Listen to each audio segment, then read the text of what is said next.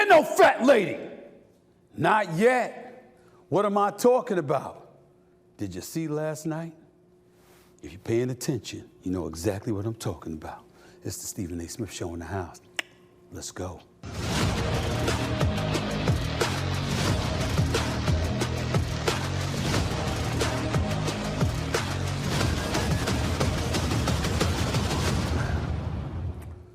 What's up, everybody?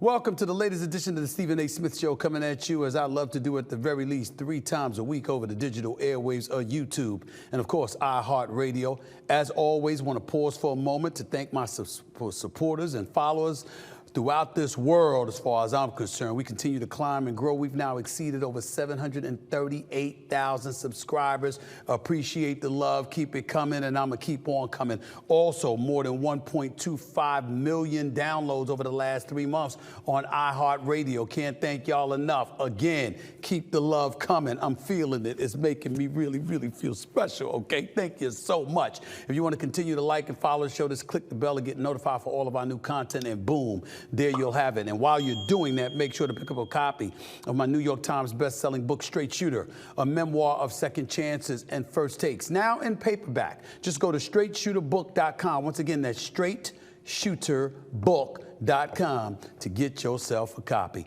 Let's get it started. We know what we got to do. We know where we got to go, okay? It's time to get to the Republican National Convention that took place over the last 4 days, and specifically last night, where the former President Donald Trump spoke, because that's who culminated last night's event in Milwaukee, with him accepting the Republican nomination for the presidency of the United States in front of a raucous crowd. The fourth and final night featured appearances from the one and only Hulk Hogan, Kid Rock, UFC President Dana White, who did a great job, by the way, Tucker Carlson, and Trump's son Eric, among others. By the way, Hulk Hogan did a great job too, okay? In the eyes of many, Trump defied the reporting we heard that indicated he would take a different tone than in the past and focus on unifying the nation in his keynote address. After recounting the harrowing tale of his attempted assassination just last weekend, which, by the way, he is selling sneakers to commemorate. I'd be remiss in neglecting to point that out. It didn't take long for Trump to get back to his old divisive ways. You don't believe me? Take a look. Eric, what was that all about? Boy, that was good. But he was so great, and he's such a good young man. He went through a lot of trouble, and Don last night was incredible. He went through so much trouble. They got subpoenaed more than any people probably in the history of the United States. Every week they get another subpoena from the Democrats, crazy Nancy Pelosi, the whole thing, just boom, boom, boom. But in less than 4 years, our opponents have turned incredible success into unparalleled tragedy and failure. It's been a tremendous failure. The whole world was at peace, and now the world is blowing up around us. All of these things that you read about were not going to happen. We have a great military. Our military is not woke. It's just some of the fools on top that are woke. Our opponents inherited a world at peace and turned it into a planet of war. We're in a planet of war. Good Lord.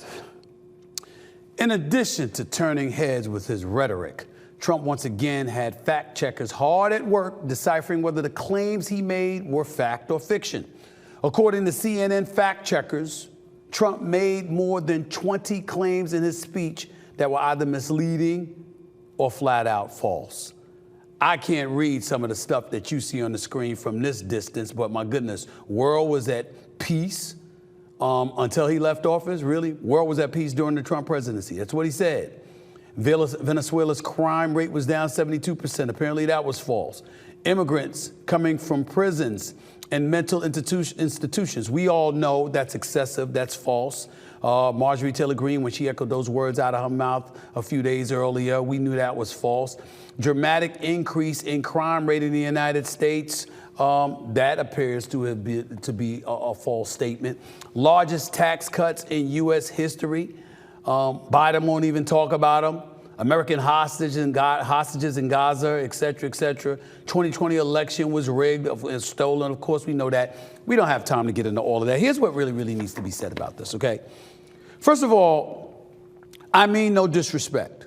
I want to reiterate the point that I'm happy the former president is alive, that he wasn't assassinated by that shooter, Mr. Crooks, who's now deceased. I'm happy that you know, he moved a milliliter away and ultimately was able to avoid a fatal blow to his head. I'm very, very happy that the former president is still alive. We don't wish death on anybody. We don't wish violence upon anybody. We don't wish assassinations upon anybody. No, we're not doing that. We shouldn't be doing that anyway, and we damn sure ain't gonna do that on this show.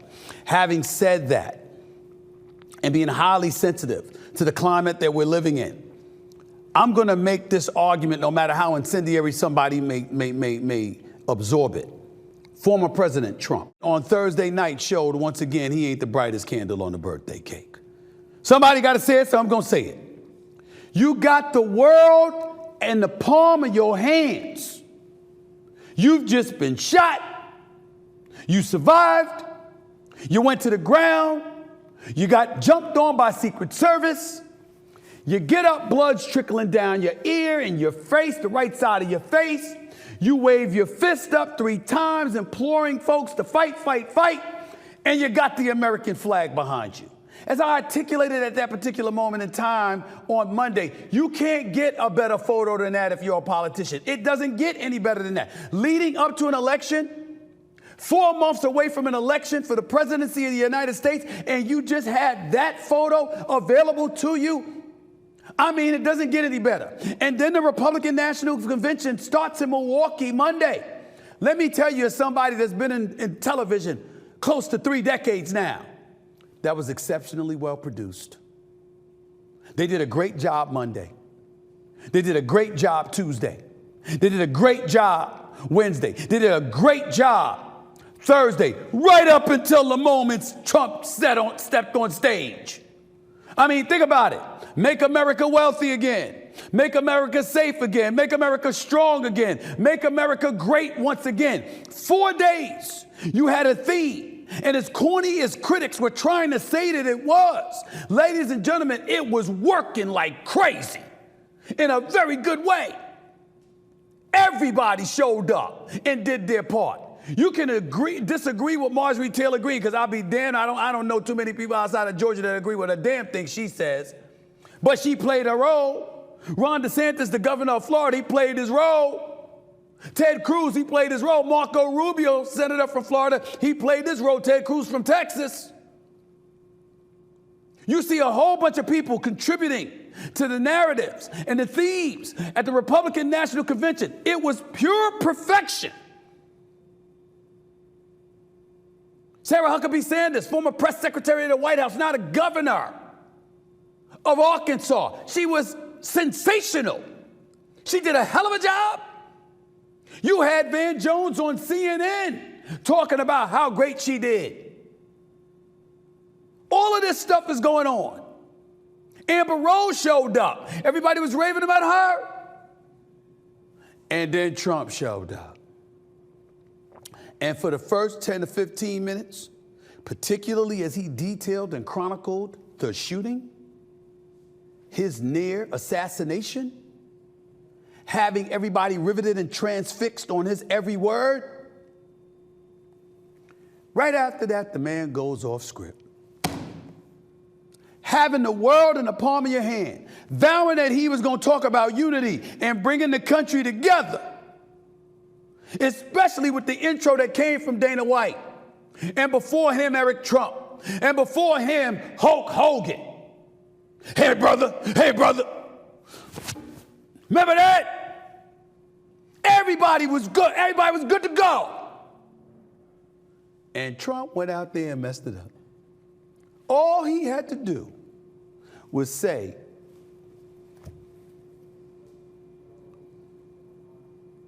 when he said, "I'm not supposed to be here," and they started chanting, "Yes, you are, yes, you are," do you know that had the potential to replace "Yes, we can," that Obama was doing in 2008 and 2012, and then again in 2016 when he spoke at the Democratic National Convention and he was maligning Trump and he was sitting up there. He said, "This ain't about yes, he will. It's about yes, we can."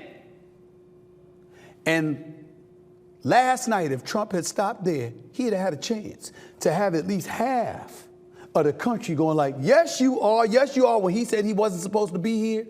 And they said, "Yes, you are." But he kept talking And he kept going off script. And the more he did that, the more that dissipated the level of empathy and sympathy and anything else that comes with it when it comes to him. He brought everybody back to politics. That's what he did. When you were focused on him and the fact that he was alive and you saw his children and his grandchildren and people supporting him and showering love upon him and literally having complete dominion and dominance over the Republican Party, he also had a bunch of independents and others out there a bit reluctant and apprehensive, dare I say, about going after him from a political standpoint, because he was, dare I say, a martyr and a sympathetic figure. Until he started talking about crazy Nancy Pelosi, that's what he called her, started insulting Biden. And then you said, there he is, same old, same old. He's still favored to win the election. He probably will. I am in no way implying that this is going to definitively cost him the election, because as long as Joe Biden stays in, I don't think it will. What I'm saying, however, is he had him. All he had to do was live true to his word about ripping up his original speech, rewriting the whole thing, and focusing on unifying the country, as opposed to galvanizing his base. It was a moment that belonged to him, perfectly set up by the RNC, the organizers, the producers, etc., and all the contributors, every single person, from day 1 to day 4, did their job, and Trump messed it up and got us back to policy, instead of focusing on the potential victim that he may have been.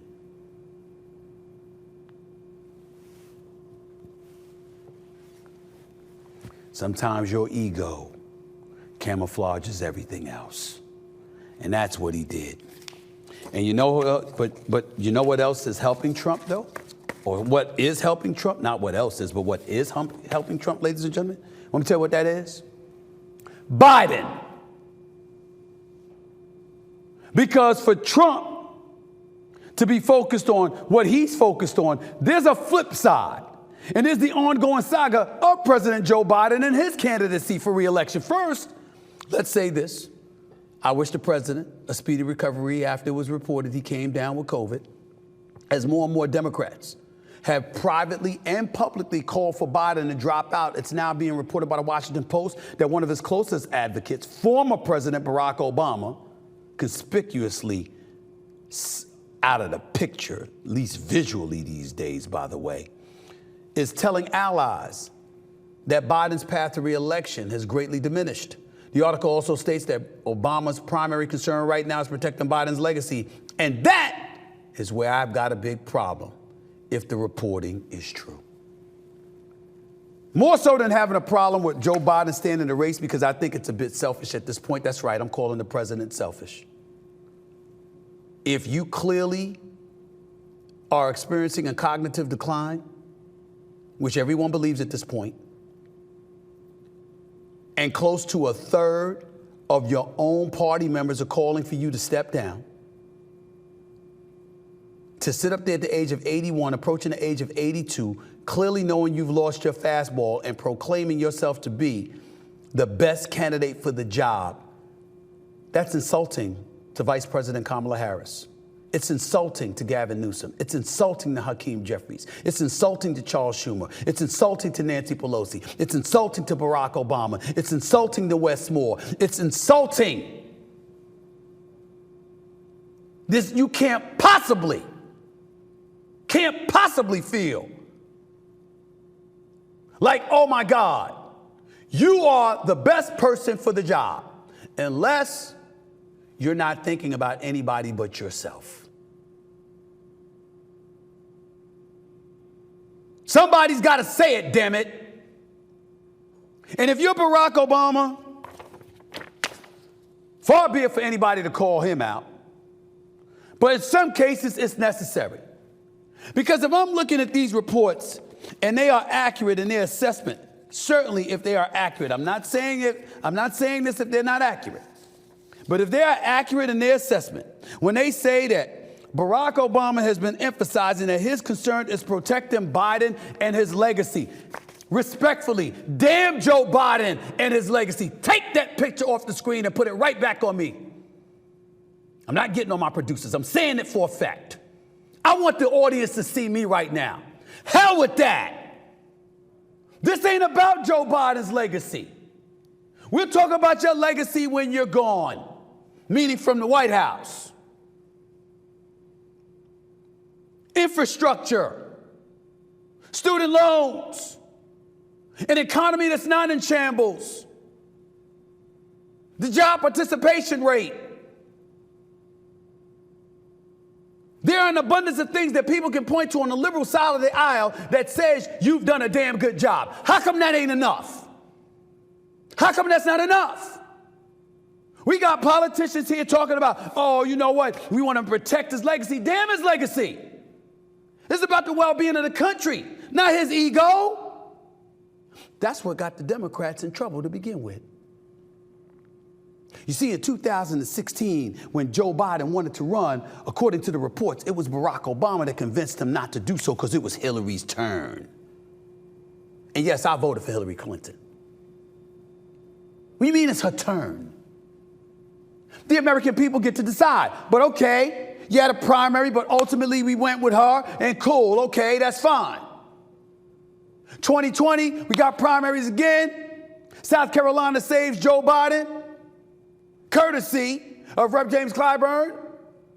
And ultimately, he wins the election fair and square, unfortunately for you, Donald Trump. Fair and square, he won. But in 2024, there's no primary. You didn't put any competition up against Joe Biden. Joe Biden's talking about, if you thought you were the best man for the job, how come there was no primary? How come the path was paved for you?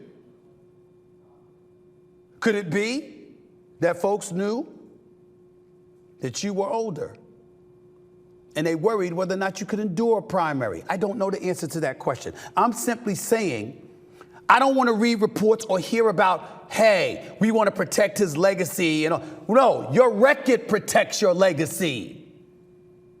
You walking away because you are approaching 82 years of age and handed the baton to younger folks who would govern along the same lines that you govern is protecting your legacy. Kamala Harris is going to compromise your legacy? Gavin Newsom, who stood on podiums in the immediate aftermath of your poor performance during the debate, vehemently defending you and talking about how as a party, folks shouldn't jump ship on you, singing your praises at every turn. Wes Moore proclaiming he's by your side. Senator Cory Booker saying, hey, these conversations should be had in private. Hakeem Jeffries refusing to give answers on whether or not he told you or he thinks you should step aside, even though reports say him, Barack Obama, Nancy Pelosi, Chuck Schumer, Adam Schiff have all been on the record saying, hey, it's time for you to go. And we talking about his legacy and his record? Bump that.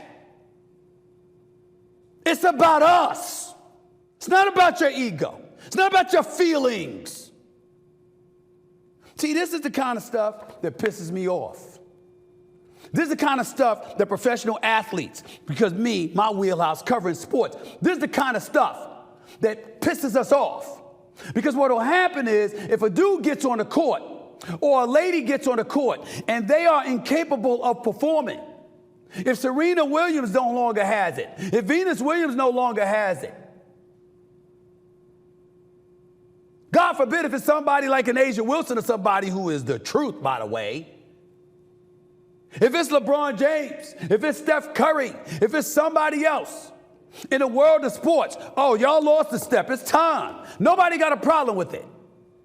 But with people who have dominion over our lives, who instigate, who manipulate, who maneuver through, and ultimately serve to implement policies that directly impact our lives, economically, health care, safety, that directly impact our lives. Oh, we supposed to step aside because your feelings, we need to protect that. No. If Joe Biden is not the best man for the job, there is nothing wrong with saying to him, Mr. President, we appreciate the great job that you've done over the last 4 years. It's time for somebody else, sir. And you go home and spend time with your kids and your grandchildren and your lovely wife and just live out your best years. You'll always be a part of the Washington fabric, the Beltway. We got you. We just don't need you in the White House right now because we don't know if you'll stay there past December. We need somebody else that we can rely upon better. And Barack Obama should be the number one person sending that message. Number one.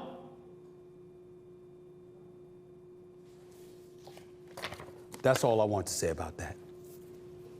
Seriously. We ain't got time for all of this stuff with emotions and egos and, about him feeling good about. You've been the president 4 years. You're the vice president for 8 years. You were the senator for 36 years prior to that out of Delaware. It's 48 years, man. That's 48 years. Come on, y'all. Trump and the Republican Party are not what they used to be. They were a divided house for years. They're not divided now. They're coming. Trump may have messed it up a little bit for himself, but not to the point where he's got an abundance of stuff to worry about when it comes to Joe Biden. Y'all better get it together. Or what you saw over the last 4 nights, it's going to be in the White House for the next 4 years. Ignore me if you want to. Ignore me if you want to. Coming up, I talk with Operation Hope CEO and Podcast Hope, the one and only John Hope Bryant. Couldn't wait to talk to him. Love this guy.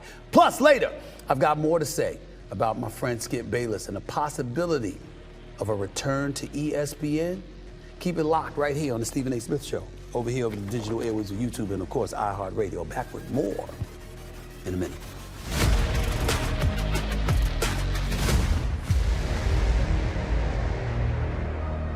All right, everybody, you know what time it is. It's time for Stephen A. Sports Picks. And I couldn't be more excited. Why? Because I'm back choosing picks for Major League Baseball. But how am I going to do that? I'm using Prize Picks, of course. If you don't already know, Prize Picks is a skill-based real money daily fantasy sports game where you select 2 or more players and predict if they'll have more or less than their projected stats for the game. But it's not just baseball. Hell no. There's the WNBA. There's the National Football League. There's tennis. There's boxing. There's even F1 racing. And if you go to prizepicks.com right now and use promo code SAS, you'll receive a 100% deposit bonus up to $100. That's right, you heard me. Right now, go to prizepicks.com. Type in my initials SAS for a first-time deposit match up to $100, all right? Now, let's look at all my winning picks, okay? Aaron Judge, more or less than 0.5 home runs. Somebody just really asked me that question. Is Aaron Judge. It's the judge himself. Of course it's more. Of course it's more. Garrett Cole, more or less than 1.5 earned runs allowed. I'm going to have to say more. I don't like having to say that, but I'm going to say that for now. I'm going to say that for now. As the season wanes and stuff like that, he'll shut a few people down along the way. But still, 1.5 runs ain't bad, okay? So let's throw that out there. It'll be more. Bryce Harper, more or less than 0.5 total bases. This Bryce Harper, he's going to get hit. He's going to get on base, okay? That's what he's going to do. I don't care if he got to get walked, he gets a base hit, he smacks a home run. He's going to do something because he's Bryce Harper, and that's what he does. And last but not least, the one and only Trey Turner, more or less than 2.5 hits, runs, and RBIs. He's a bad brother. And once again, he gives you reason to say more. So just to recap, to go over all of that stuff, you heard me before, right? You see Trey Turner, right? You see Aaron Judge, right? We started off with him, right? You see Garrett Cole. We started off with him, right? He's got more. Bryce Harper, of course, more. Trey Turner, more. This is what I'm going with. That's the kind of mood that I'm in. More. It's because I'm always looking for more. You hear me? Welcome back to the Stephen A. Smith Show right here over the digital airwaves of YouTube and, of course, iHeartRadio. My guest was named to the 2024 Time Magazine inaugural list of The Closers, 18 global leaders working to close the racial wealth gap. He's a CNBC contributor, host of iHeartRadio podcast Money and Wealth, the founder and CEO of Operation Hope, Inc., the nation's largest nonprofit provider of financial literacy. Please welcome to the show the one and only John Hope Bryant. John, it's an honor and a privilege to finally meet you, my man. How's everything going? My honor to be here. God is good. I'm perfect. You know, you hear those things. You know, I just echoed all of those things that you've accomplished. As you sit here today, looking at all the things that you have done for the impoverished communities throughout this country, so much stuff that you've done as it pertains to financial literacy. What runs through your mind at this moment in time when you hear that about yourself? Not enough. Because? Because the problem is outrunning my capacity to get my hands around it. You know, we wanted relevancy. We also needed momentum and scale. We have momentum, we have relevancy, now we need more scale. The ladder of aspiration is broken in this country. We're confused about our business plan as a nation. We don't have 10 years to figure it out. There's not enough successful college-educated white men that drive GDP for the next 20 years. That's not a racial comment, it's just math. We're not preparing the next generation of people who look more like me than your producer to engage in the economy. Everybody needs the bottom to get to the top, which is what's happened every 100 years, by the way. It just used to be Italians or Jews or whoever it was at the bottom, Polish and so on and so forth. Immigrants. The immigrants look different now, or the people at the bottom look different now, but we still need them to get to the top. We're all in this thing called America together, and everybody wants to be an American, but Americans. So it started out as a simple thing of how do you empower people to do better, give them financial literacy, give them tools to the game. I think, as you know, the financial literacy is a civil rights issue of this generation. I think if Dr. King was alive today, this is what he'd be focused on. You call it the civil rights issue of this generation, and you say that specifically just to crystallize and illuminate it for the audience. Why do you call it that? Because if you don't know better, you can't do better. In a blind town, a one-eyed man's king. If you hang around 9 broke people, you'll be the 10th. I mean, money is nothing but freedom. But economic freedom is probably the only one no one can take back from you. Clearly, look at it now, you can take political freedom. You can take religious freedom. You can take a woman's freedom. I mean, a lot of things that we just thought were, you know, norms are now either at the ballot box or at the judge's table or judge's bench, and somebody else is deciding that for you. But unless you screw it up, economic freedom is yours. And there's a lot can be done when you have economic freedom, but you've got to understand how the economy works. Stevie, we're the largest economy on the planet, $27 trillion. There's 8 billion people in the world. We're only 350 million. We're a bad moment. This is an amazing experiment with all our problems in America. Like capitalism and democracy are horrible systems except for every other system. And we practice bad capitalism, slavery. Now we have an opportunity to practice good capitalism involving all of God's children. An economy that's 70% consumer spending. Let's slow that down. We're the biggest economy in the world. You can't be a superpower unless you're the economic power. It's never happened in history. But 70% of the economy is driven by your producer, your makeup people, everybody going to lunch, going to dinner, going on vacation, going on plane flights. And if that happens, financial literacy, strength. If that doesn't happen, we're all done. And for people watching this or listening to this and they're thinking, well, he's talking about poor people. Hold on, slow down. You make $100,000 a year. half of those are living from paycheck to paycheck. Right. Somebody just said amen. That's right. You're making $250,000 a year. I was just stuck with them in the tunnel coming from Manhattan. Mm-hmm. A third of those are living from paycheck to paycheck. You're living in Manhattan. You make $100,000 a year. It feels like $39,000 a year. So everybody's saying. But is that because of your spending habits? Is it because the government's taking half your money in terms of federal and state income tax? What would be the reason why people are living off of half of that or less, in your estimation? Money. I mean, life in the leading developed economy in the world is just expensive, and you've got too many people who have not figured out how. Look, your money makes more money on money than you just making money on your time. But people confuse making money, making a living. That's why I call it making a living, a paycheck. They confuse making money with building wealth. Okay, so let's be practical. Okay. Number one way to build wealth in America, home ownership. What percentage of black people who built this country for free own a home? 41 to 44, 45%. That's a problem right there. 75% of our mainstream counterparts own a home. Number one way you build wealth. What percentage of black people are in the stock market? 18, 20%. The market has been on an absolute tear. You can be dumb, blind, and stupid and still irrational, completely irrational, and still make a fortune in the stock market. My friend would not mind me saying this, my brother Stevie Wonder can see this, and he's made a fortune in the stock market and owning radio stations and owning and owning and owning. He can see better than most of us. He's brilliant. So we have not been taught financial literacy. It's what we don't know that we don't know that's killing us, but we think we know. And in a blind town, a one-eyed man's king. If you don't know better, you can't do better. And as an old Southern saying, no matter how much I love you, my son or my daughter, if I don't have wisdom, I can only give you my own ignorance. So out of love, we're passing down bad habits from generation to generation. And now it's not just black people or brown people.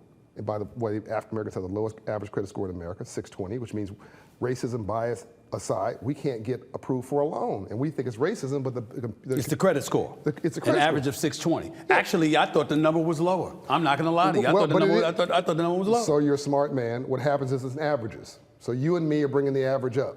We're over 800. Speak for yourself. I mean, I'm not gonna pretend I'm higher than you. I'm approaching 7. It was above 7, but look, it dipped a little bit. Anything with a 7 on it is sexy, brother. Right. 700 credit score neighborhoods don't riot; they go shopping, right?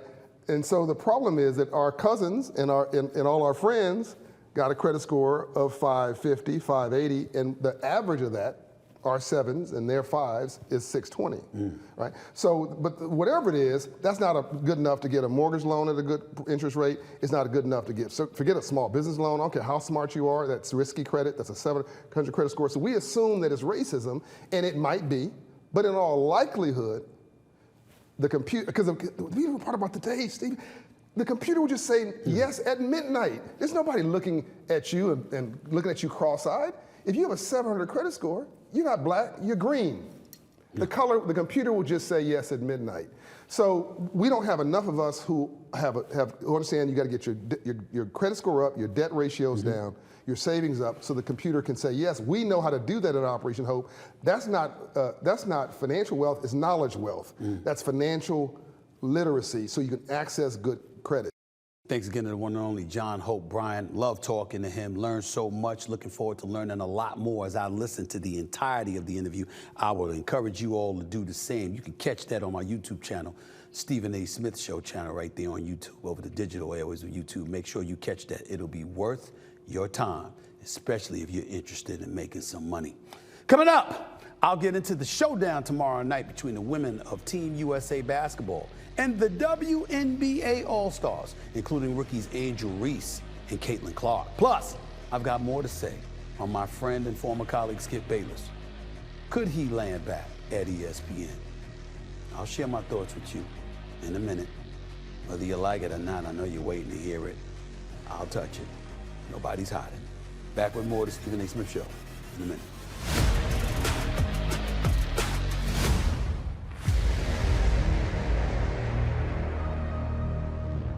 Everyone knows I'm a sports fanatic and I need to be in the middle of all the action. So how do I satisfy that need? I use Prize Picks, of course, the largest fantasy sports platform in all of the land with over 3 million members.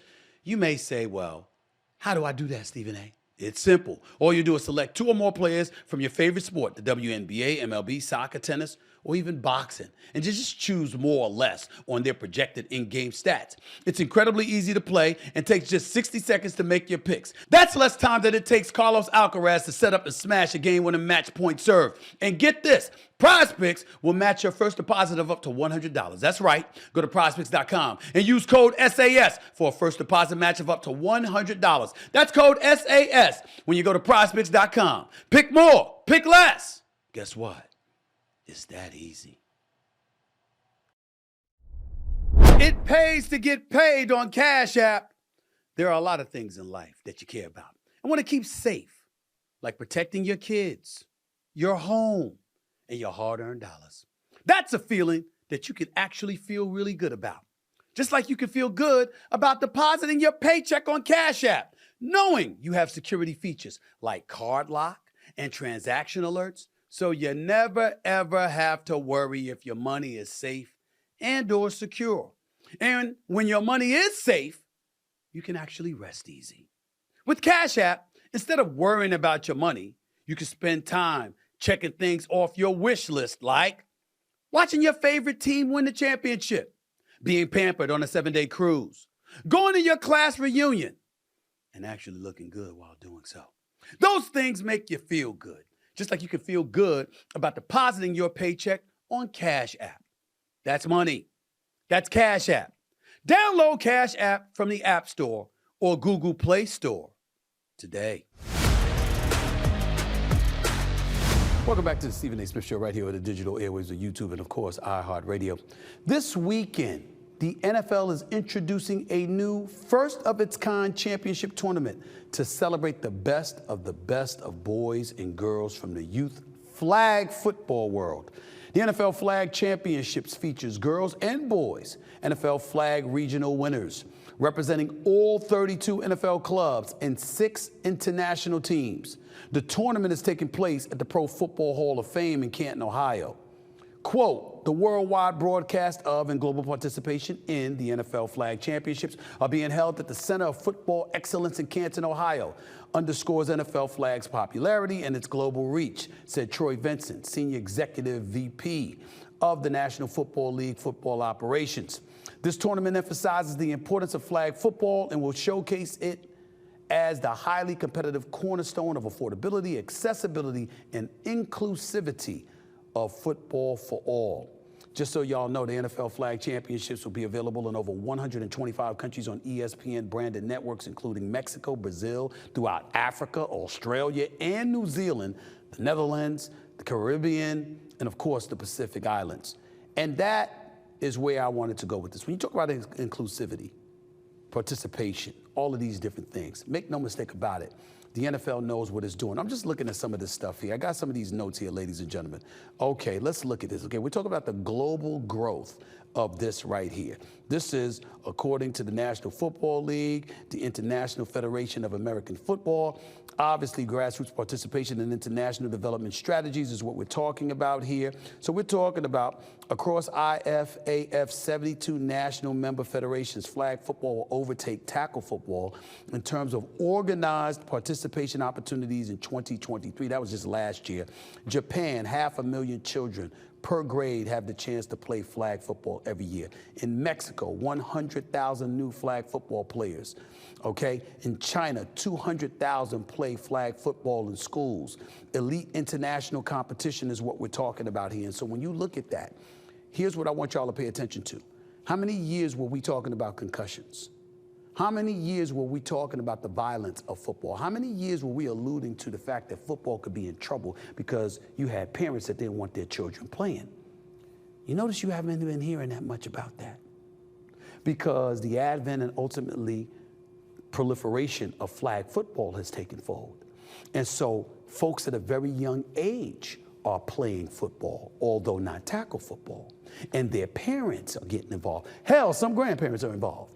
People of all shapes, colors, sizes, ethnicities, et cetera, are participating, and they're participating across the world. And as a result, not only are you having more participation, you're having more acceptance. People are being more receptive to their children being involved in the sport. They're learning more about it. They're actively involved in it. They're becoming fans of it. And what are we seeing as a result of it? Better ratings, more revenue, and more dollars for the National Football League, because that participation ain't going anywhere. And so we're looking at it from that standpoint. Football has become like religion in the United States of America. You're going to watch it on Sundays. You're going to watch it on Mondays. You're going to watch it on Thursdays. And guess what? They might have a game this Wednesday, on a Wednesday this season, if I remember correctly. You're going to watch it then too. It don't matter. Do you understand that preseason games outrate most other events in the United States of America? Preseason. Preseason. Think about that for a second. And then you'll see the magnitude of what I'm talking about. And then you'll take into account flag football and how its proliferation is really something we should all take notice of. This is not going away. It's just getting started. And by the way, the NFL, with the exception of a game in Europe, or it's going to be a game in Germany this year, there's a game in London last couple of years or so, and stuff like that. Excuse me, flag football is being played in Africa, in the Netherlands, in Australia. Think about that. Mexico, Brazil, et cetera, It's not going away. If anything, they're going to find more folks who want to participate and are qualified to participate in the sport from various other countries, various other continents. That's what we're talking about here. Football is king for a reason. Not only is it not going away, it continues to grow before our very eyes. One of the other things I want to get into, speaking of growing, because it is appropriate, although on a lesser level, arguably the biggest sporting event of the weekend is the WNBA All-Star game tomorrow night in Phoenix, Arizona. The game will feature record-setting rookies Caitlin Clark and Angel Reese playing on the same team for the WNBA All-Stars against the USA Basketball Women's National Team before they head on over to Paris. The WNBA has had more games averaging over 2 million viewers this year than it did in the last 4 seasons. And we can expect another big number for this game as well. There's a lot to give credit to for the WNBA. Let's remember Caitlin Clark. We're going to throw that name out there, but we ain't going to fail to acknowledge Angel Reese. Because Angel Reese in the Chicago Sky, Angel Reese been doing her thing. Now, she hasn't had too much luck when going up against A'ja Wilson, and I'll tell you why a little bit later on. But let me tell you something right now. Angel Reese has been balling. Caitlin Clark the other night, I think, had 19 assists. Let me tell you something right now. Them two, and the way they go at each other, and how they serve to popularize the sport is one thing. The WNBA's wisdom in feeding off of it to help promote the sport makes it even better. And so I want to give major props to the WNBA. I'm looking forward to this All-Star game. I love the idea of the All-Stars going up against Team USA, although, in my opinion, A'ja Wilson, even though she's going to be a member for Team USA in Paris this summer, I personally believe she should be playing for the WNBA All-Stars against Team USA for this particular All-Star game, because she's been playing in the WNBA all season long. She should go against her Team USA teammates and bust their living, you know what, because A'ja Wilson is the truth. Okay, she should be on their team, because it might not be fair what they do to the WNBA players. She should be on that team, but that's just me. That's just me. I'm just looking forward to the game. I think it's going to be really exciting. It's nice to see, and it's going to be interesting to see Caitlin Clark and Angel Reese not going against one another, but playing together on the same team, and how that relationship may evolve in the months and the years to come. Before I get on out of here, let me move on to the WNBA Player of the Week, who's a repeat winner, by the way. 2-time league MVP A'ja Wilson. I already just spoke about her. She's of the Las Vegas Aces. On Tuesday night against Angel Reese in the Chicago Sky, Wilson had 28 points, 14 rebounds, 5 blocks, and 3 steals for a 6th straight game this season, with at least 20 points and 10 rebounds for the Las Vegas Aces, the reigning defending 2-time WNBA champions, by the way, who are 16-8. For the season, Wilson is averaging 27.2 points per game and is on track to break Diana Taurasi's single-season points per game average of 25.3 set in 2006. I told y'all this already. I don't think this will be the last time I'm giving Asia Wilson love. She is the truth and a half. She is big time. She's taller, she's bigger, she's ferocious, she's a champ, she's got a champion's heart. She ain't scared of anybody. She brings it every single night. And by the way, she's a lefty, a southpaw with a J. Girl be pulling up for threes, okay? She is special. Make no mistake about it. She is the best in the WNBA. Caitlin Clark might be the face in a lot of people's eyes. She ain't on this level as a player yet. I can tell you that much. Asia Wilson is the truth. And this will not be the last time I'm going to give her my player of the week because she's going to bust everybody's butt. Las Vegas Aces is going to three-peat. I don't care about the Liberty and the Minnesota Lynx and all this. They ain't beating Asia Wilson. I'm sorry, I just can't see it. I just can't see it. You got to show me. You got to show me this year. I just can't see it because I just think she's that gifted. And then to have Chelsea Gray back and Kelsey Plum and the rest of the crew. I mean, look, Asia Wilson, I just can't see it, y'all. I don't see nobody beating her. And, you know, it's just like years ago when I said that the Lakers was going to take Allen Iverson and the 76ers out in 5 games. I said, AI, I get you one, but they're going home. And they was like, wow, how could you say such a thing? I said, Shaq, and more Shaq.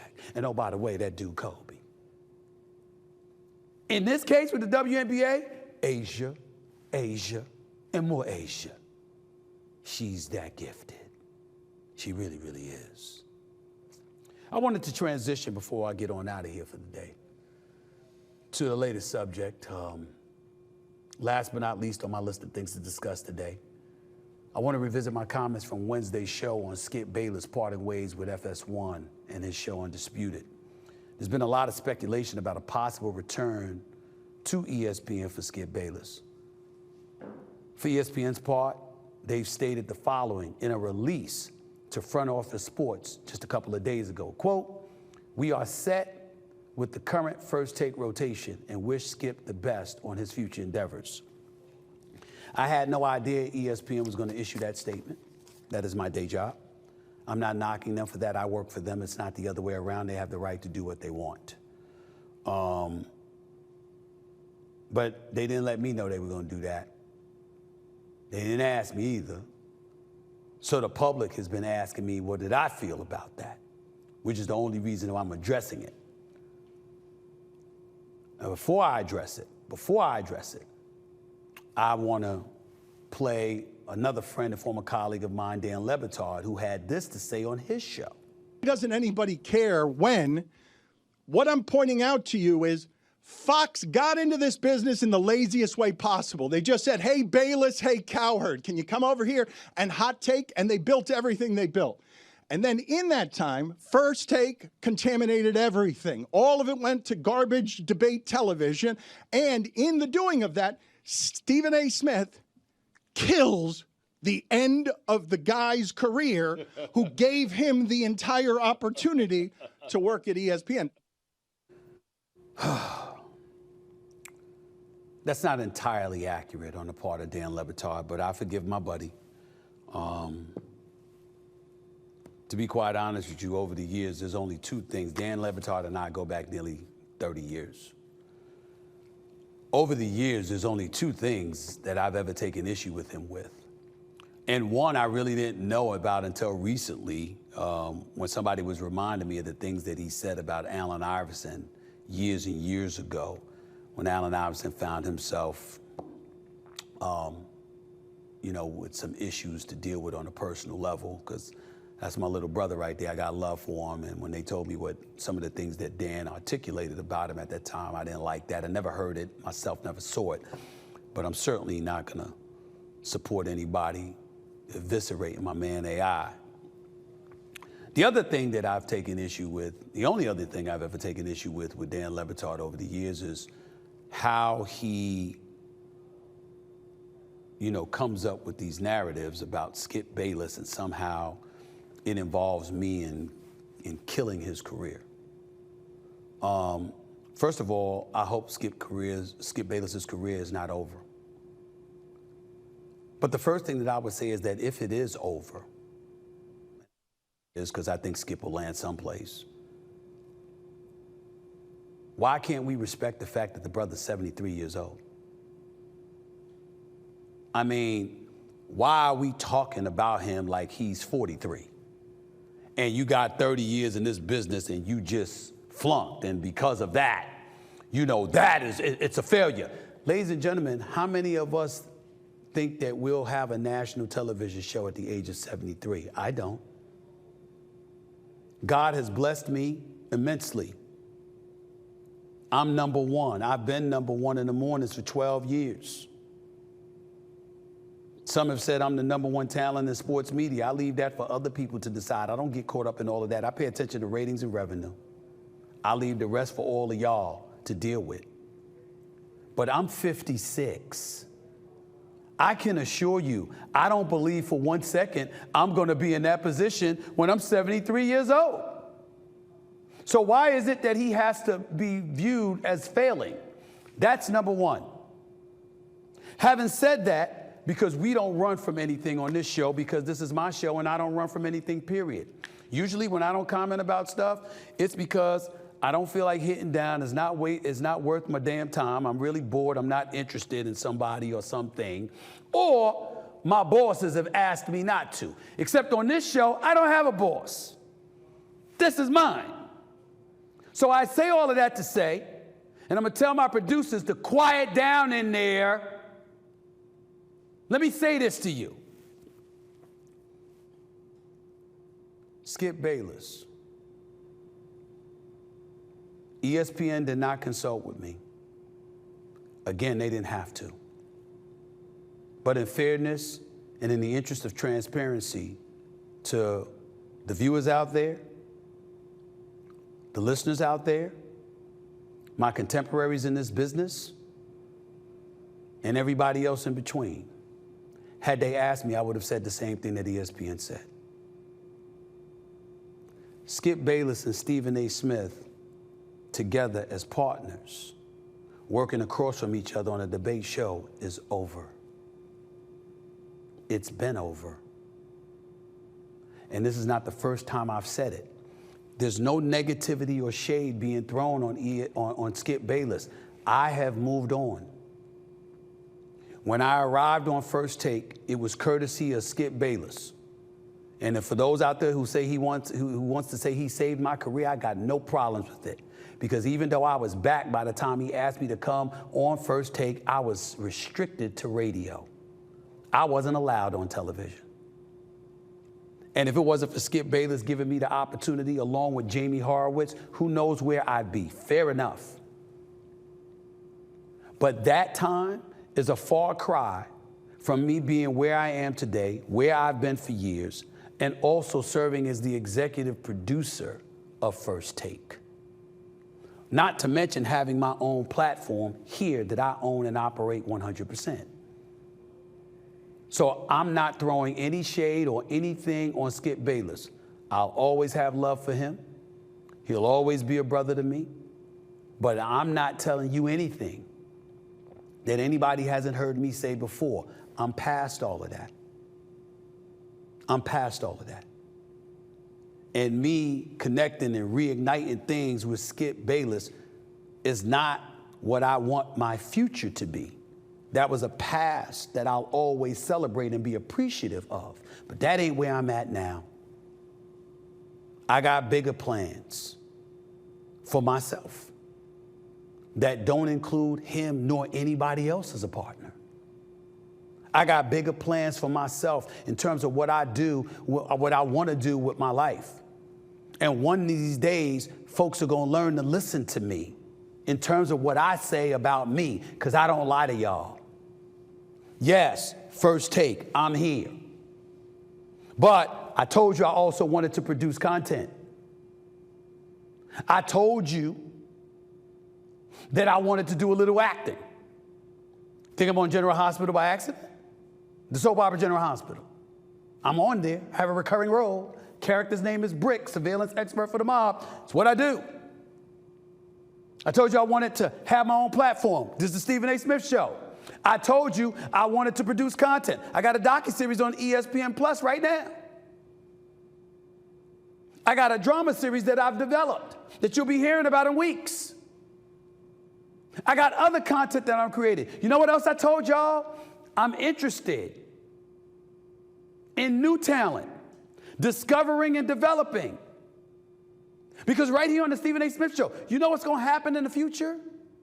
Not me, y'all. The ones out there that chirp and talk and all of this other stuff about what you can do and how you feel and what your opinions are. You don't understand. I want you to succeed. I want to find the next star. I want to find the next abundance of stars, male and female, black, white, Hispanic, and everything in between. I want to be someone who develops content, that creates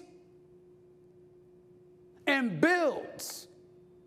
In the years to come, I want that to be a part of my legacy. If I can pull it off. You got people out here fantasizing about being on the air. You know what I fantasize about? Spike Lee, Tyler Perry, Antoine Fuqua, Jerry Bruckheimer, Dick Wolf. That's what I fantasize about.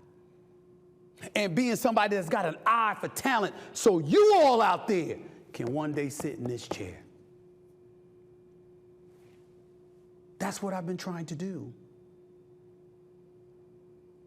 I'd be remiss, however, in neglecting to bring this part up about Skip Bayless and not being on First Take.